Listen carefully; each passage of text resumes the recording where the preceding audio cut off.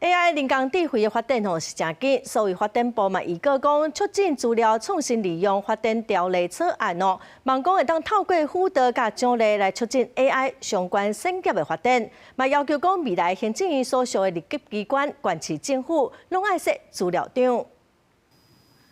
甲 ChatGPT 问三权分立等政府的制度出现的答案煞时间体制，因为即马主流 AI 模型，真侪是以英文甲简体中文来训练，为着打造主权 AI 训练资料库，所谓发展部盘点科技等各项语言资料，评估敢是要列入 AI 训练资料库。民间团体是推动台湾通用资料库计划，希望打造自主的资料体系。所谓发展部也对6月中旬预告促进资料创新利用发展条例草案，希望扩大资料开放甲共享，经过国际交流。 和主流的 AI 模型有台湾的观点。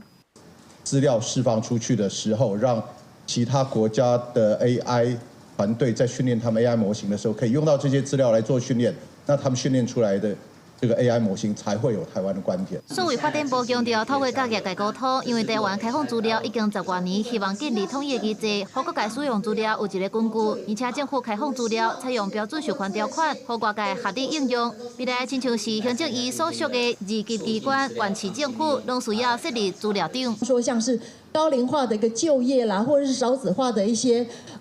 这个教育的因应哈，我们急需要跨机关资料的一个什么样整合跟对接哈，来研拟一个精准的一个对策跟措施。那私部门或私人大概有2个东西，一个叫公司相关叫营业秘密，个人资料相关叫个资保护，跟公部门比较相关就是人格权的部分，跟人的名誉啊等等相关性的东西。草案对6月中旬开始，伫公共政策平台预告到8月中旬。所谓发展部希望各界提供意见，互立法校正。另外，各界关心 AI 基本法草案的立法进度。第二国期所谓发展部10号进前提出修法的草案。针对这件代志，所谓发展部表示，因为朝野看法无同款，修法的草案同咧讨论。国际新闻采访报道。